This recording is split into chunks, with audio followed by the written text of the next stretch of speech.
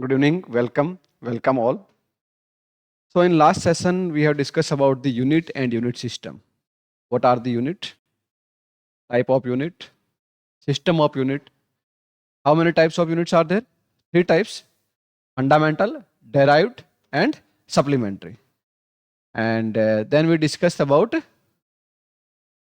dimensions. We will discuss today: unit system, FPS, CGS, MKS, and SI. Our next topic, that is dimension. Dimension.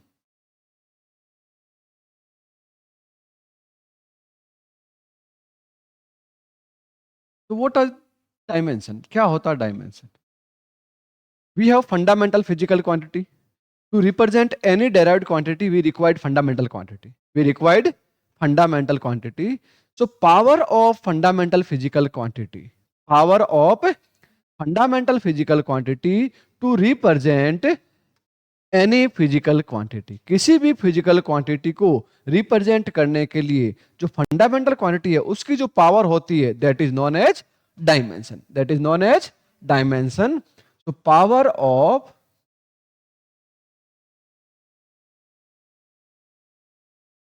Fundamental physical quantity, fundamental physical quantity, that is known as dimension. That is known as dimension. Now dimensional formula.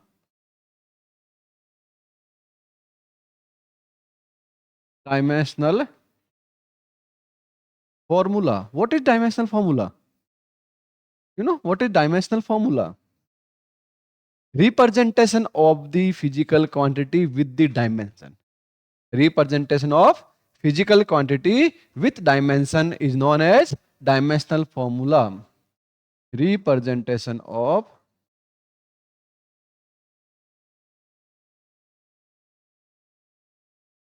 physical quantity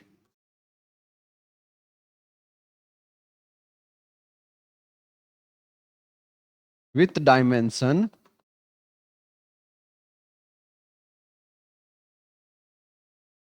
is known as dimensional formula.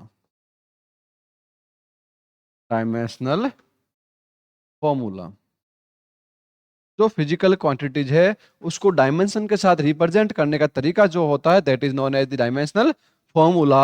And dimensional formula always represent like this in a close bracket. In a close bracket you will use three symbol M, L and T normally.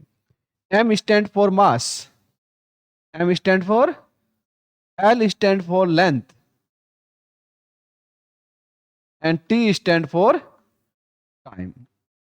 So M to the power A, L to the power B, T to the power C. A, B, C are dimensions. Power क्या है ये? Dimension. और ये पूरा representation तो है that is known as dimensional formula. So A, B, C are dimension. A B C क्या है? डायमेंशन है. समझ में आ गई ये चीज? कोई दिक्कत नहीं इसमें कि डायमेंशंस क्या होता है, डायमेंशनल फॉर्मूला क्या होता है. Now we will write some dimensional formula. Like if I want to write dimensional formula of area. You know what is the area? Area is length into length.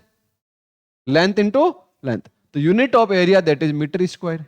Unit of area that is meter square. So dimensional formula here mass present? No. Mass है नहीं. तो m 0. Mass की यहाँ पे कोई unit नहीं है. We have length and square, so L2, and we don't have time, so T 0. So what is the dimension of area? That is 2 for the length. बाकी दोनों क्या है? 0 0. बाकी दोनों क्या है? 0 0. इस तरह बोले dimensional formula of volume. What is the dimensional formula of volume? You know unit of volume that is meter cube. So M0, L3, T0. Similarly, dimensional formula of density. You know what is the density? Density rho equal to mass upon volume, mass upon, तो unit KG upon metre cube, volume metre cube में होगा और mass KG में होगा। तो what is the dimensional formula of this now? m1 we have mass, l ऊपर जाएगा तो -3 एंड t 0, t 0। अब मैं बात करें डायमेंशनल फॉर्मूला ऑफ फोर्स, ये बहुत इंपॉर्टेंट है, इसको याद रखना अच्छे से। You know what is the dimensional formula of force? Force का कैसे निकालें? F equal to mass into acceleration, mass into acceleration. So mass की यूनिट क्या होती है? KG. Acceleration we know metre per second square. तो इसका डायमेंशनल फॉर्मूला क्या बन जाएगा? केजी के लिए m1, मीटर के लिए l1, second square that is t minus to, t minus to. इस तरह देखें डायमेंशनल फॉर्मूला ऑफ वेलोसिटी और स्पीड, वेलोसिटी और स्पीड का क्या होगा बेटा? वेलोसिटी और स्पीड यूनिट क्या होती है? वेलोसिटी इक्वल टू क्या होता है? Displacement upon time. ये होता है कि नहीं होता है?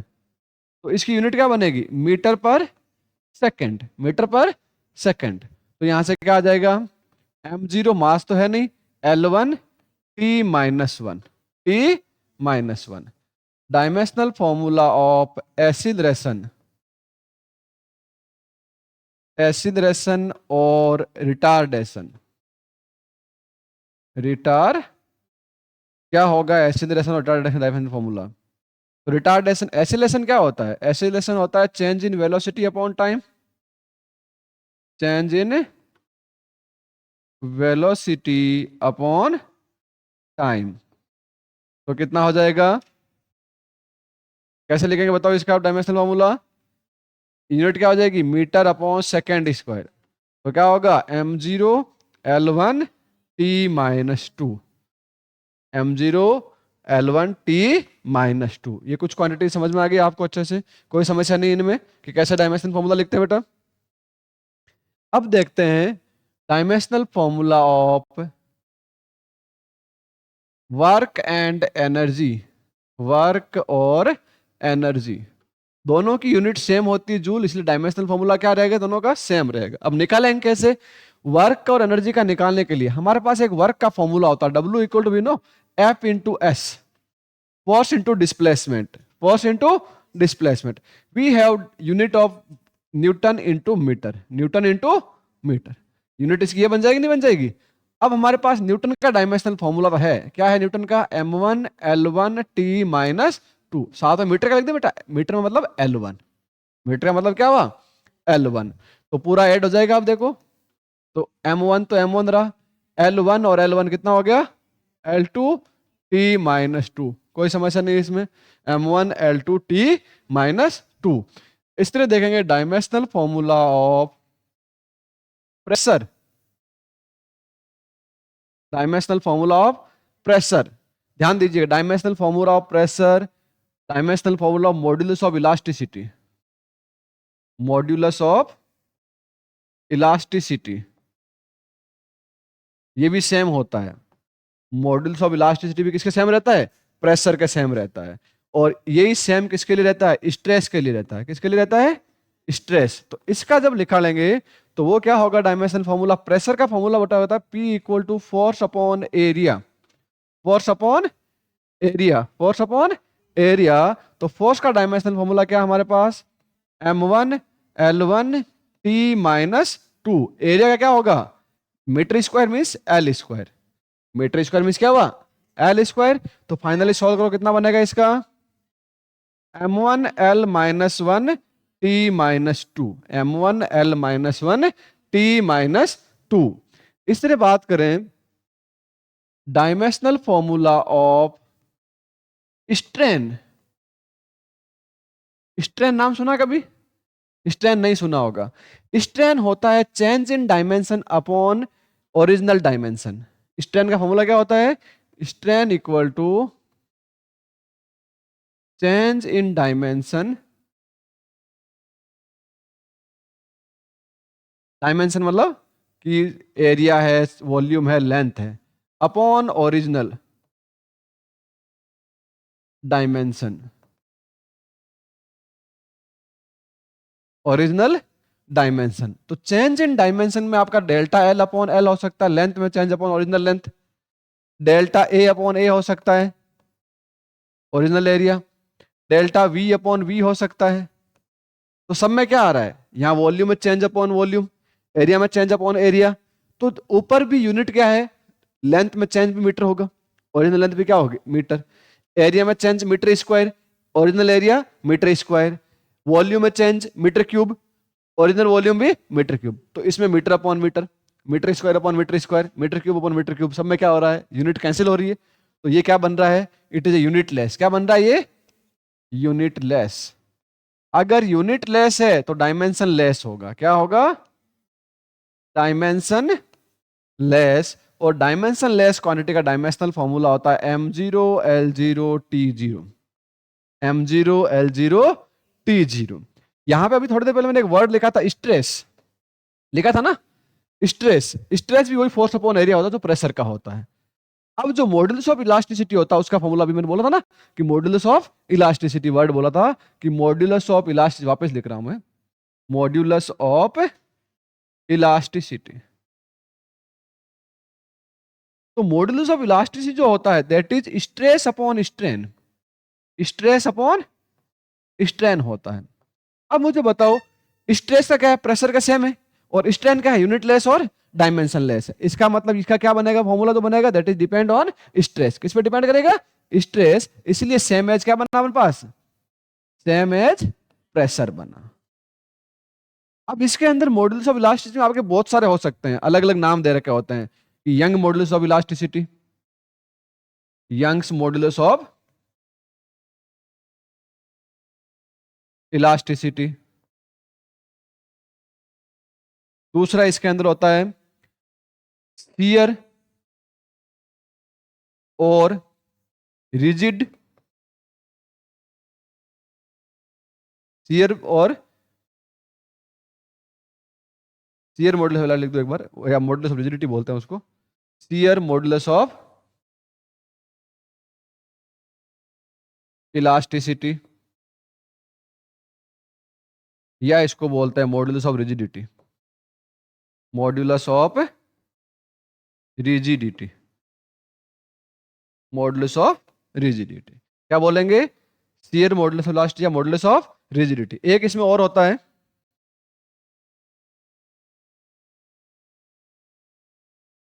मॉडुलस ऑफ इलास्टिसिटी में एक और होता है that is known as bulk modulus of elasticity, bulk modulus of elasticity, bulk modulus of elasticity.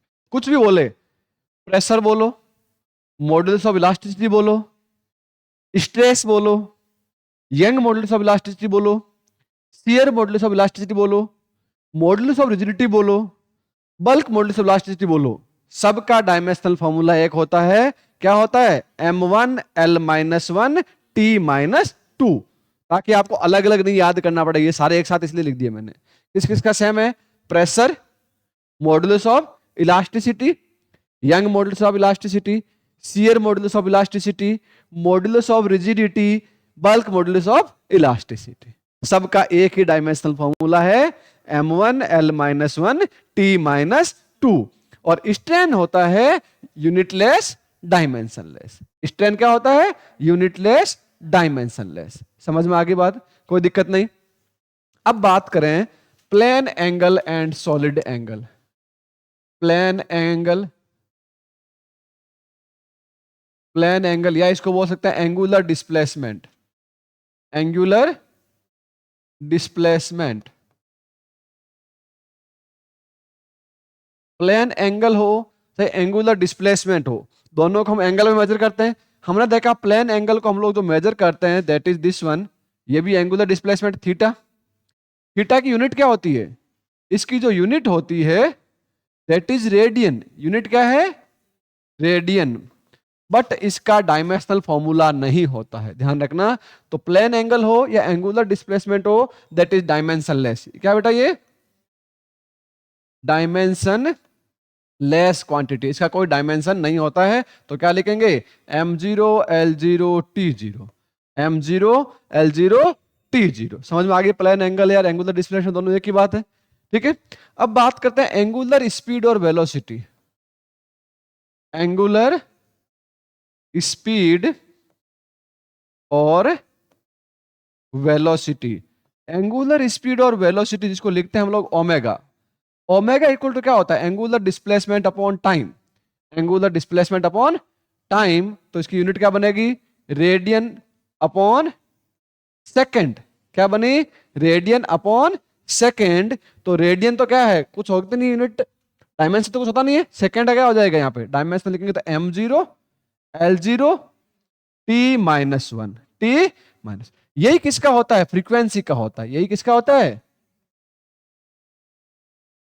Frequency f जो होता है that is equal to 1/t। इसकी यूनिट क्या बन जाएगी, सेकेंड इनवर्स, और हर्ट्ज बोलते हैं इसको, क्या बोलते हैं, हर्ट्ज। तो इसका डायमेंशन फॉर्मूला यही सेम बनेगा, क्या बनेगा, m0 l0 t-1, m0 l0 t-1। ठीक है, इस तरह बोले angular acceleration. Angular acceleration, angular acceleration क्या होता है, एंगुलर एसिलरेशन जिसको लिखते हैं अल्फा। अल्फा इक्वल टू क्या होता है, omega by T, change in angular speed, change in angular speed. तो ओमेगा क्या होता है, radian upon second, radian upon second को और सेकेंड से डिवाइड करेंगे तो क्या हो जाएगा, radian upon second square, radian upon, तो डायमेंशनल फॉर्मूला क्या बन जाएगा इसका, m0 l0 t-2, m0 l0 t-2। कोई समस्या नहीं इसमें, पक्का। नेक्स्ट हम लोग देखते हैं, एंगुलर हो गया, एसिलेशन, ठीक है, फ्रीक्वेंसी का हो गया। अब देखिए हमने वर्क एनर्जी लिख दिया, प्रेशर लिख दिया, universal gravitational constant, universal gravitational constant, universal gravitational constant का डायमेंशनल फॉर्मूला कैसे निकालेंगे, तो इसको निकालना पड़ेगा, याद नहीं कर पाओगे, इसको क्या करना पड़ेगा आपको, निकालना। याद करने बैठोगे तो आपसे कभी याद नहीं होने वाला। तो इसके लिए इसका एक फॉर्मूला होता है, जो मैंने बोला था फोर्स, बहुत इंपॉर्टेंट है। तो फोर्स का फॉर्मूला होता है F equal to G m1 m2 upon R square. तो हमारे पास जी इक्वल टू क्या आ जाएगा, G equal to F into R square upon m1 into m2, m1 into m2। तो यहां से क्या बन जाएगी इसकी unit, newton into metre square upon K G square, newton into metre square upon K G. Newton का dimension formula मुझे पता बेटा क्या होता है, m1 l1 t-2, मीटर का क्या होता है l2, के जी स्क्वायर का क्या होगा m2, होगा कि नहीं होगा। जब इसको पूरा सॉल्व करेंगे तो क्या आएगा बताओ, 1 तो m-1 l3 t-2, कोई दिक्कत नहीं इसमें, यूनिवर्सल ग्रेविटेशनल कांस्टेंट कैसे निकालोगे।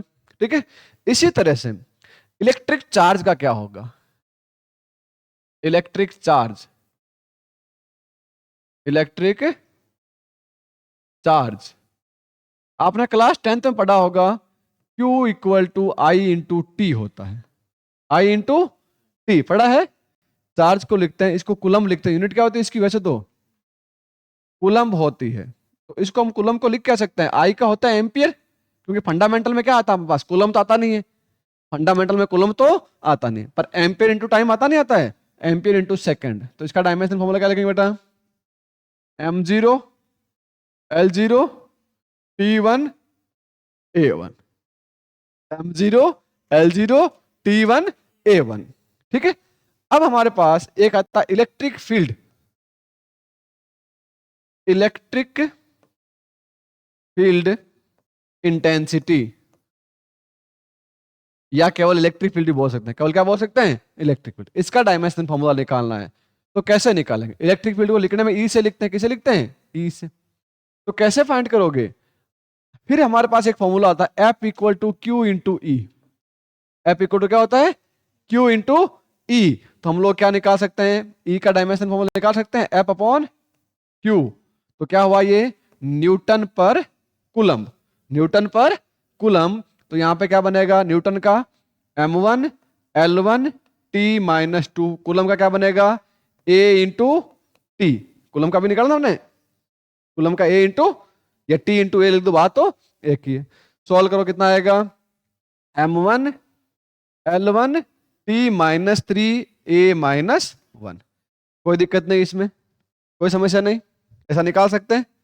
फिर बात करें एक मैग्नेटिक फील्ड की, मैग्नेटिक फील्ड, मैग्नेटिक फील्ड का क्या होगा, तो इसके लिए एक फॉर्मूला होता है, F equal to Q V B. F equal to क्या होता है, क्यू वी बी। V क्या है, वेलोसिटी, तो यहां पे क्या बन जाएगा, B मैग्नेटिक फील्ड है, B क्या है, मैग्नेटिक फील्ड। तो B का कैसे निकालेंगे, F upon Q into V. अब आपको एक चीज समझ में आ रही है कि फोर्स कितना इंपॉर्टेंट है, फोर्स बहुत ही इंपॉर्टेंट है, ठीक है। तो यहां पे क्या होगा, F की यूनिट क्या है, न्यूटन, कूलम की क्या बेटा, ये चार्ज की कूलम है, और वेलोसिटी की मीटर पर सेकंड। सबका डायमेंशन फॉर्मूला पता है, क्या होगा, M1 L1 T minus 2, coulomb का क्या होता है, A इंटू टी, मीटर पर सेकंड का क्या होगा, LT माइनस 1। नीचे वाला T तो T से कैंसिल हो जाएगा, -1 + 1 कितना हो गया, 0। बाकी को सॉल्व कर लो, तो M1 L भी 0 हो जाएगा, T -2 रहेगा, और A -1 आ जाएगा। कोई दिक्कत नहीं, इसमें निकल जाएगा आराम से, कोई दिक्कत नहीं। अब एक हम लोग निकालेंगे इलेक्ट्रोस्टैटिक कांस्टेंट, किसका निकालेंगे, electrostatic constant, electrostatics constant. Electrostatic constant dimension formula कैसे निकालोगे बेटा, इलेक्ट्रोस्टैटिक कांस्टेंट होता है के, क्या होता है के। अब हमारे पास दो चार्ज अगर है, एक चार्ज Q है, दूसरा चार्ज क्या है, Q2 है, इन दोनों के बीच की डिस्टेंस कितनी R है, तो इनके बीच का इलेक्ट्रिक फोर्स जो होता है दैट इज के Q1 Q2 upon R square, ये एक फॉर्मूला होता है।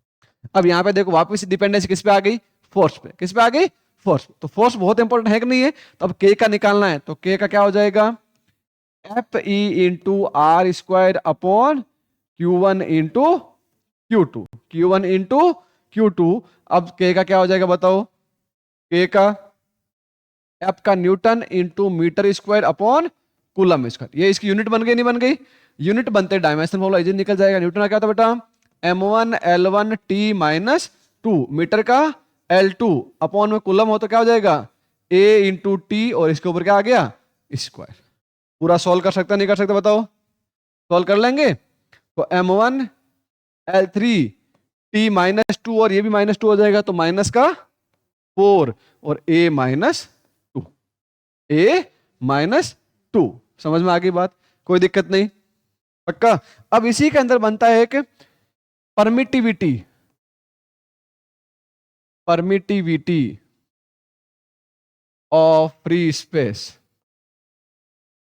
फ्री स्पेस, जिसको हम लोग लिखने में लिखते हैं किससे, एप्सिलॉन नॉट से। किसे लिखते हैं, एप्सिलॉन नॉट, किसे लिखते हैं, एप्सिलॉन नॉट। तो यहां पे एक फॉर्मूला बनता फिर से, एफ ई इक्वल टू, जो हमने के लिखा था ना, उसकी जगह फॉर्मूला में होता है 1/4 pi epsilon nought Q1 Q2 upon R square. ये दो चार्ज अगर सेपरेट है डिस्टेंस r से, तो इसके बीच में जो फोर्स लगेगा उसको k की जगह हम क्या लिखते हैं, 1/4 पाई एप्सिलॉन नॉट। तो एप्सिलॉन नॉट क्या लिखते हैं बताओ हम लोग, एप्सिलॉन नॉट क्या हो जाएगा, Q1 Q2 अपॉन 4 पाई, साथ में AP डिवाइड में आ जाएगा बेटा r। तो क्या बना, कूलम स्क्वायर अपॉन, ये तो यूनिटलेस डायमेंशनलेस है, फोर्स का क्या होगा, न्यूटन इंटू, तो आपको पता चला जो अभी लिखा उसका रेसिप्रोकल हुआ है, ए का ही क्या हुआ है, रेसिप्रोकल हुआ है कि नहीं हुआ है। तो ऊपर क्या लिख दोगे, A इंटू टी का होल स्क्वायर अपॉन न्यूटन का M1 L1 T -2, मीटर का L2। तो क्या बनेगा फाइनली बताओ, M-1 L -3 T4 और A2। जो पहले लिखा उसी का रेसिप्रोकल है कि नहीं है कोई दिक्कत नहीं, इसमें लिख लोगे। अगला हम लोग लिखते हैं velocity gradient, velocity gradient. Velocity gradient, velocity gradient. Velocity gradient क्या होता है? Change in velocity with distance, change in velocity with distance, change in velocity with distance. ये लिक्विड के अंदर होता है। किसमें होता है?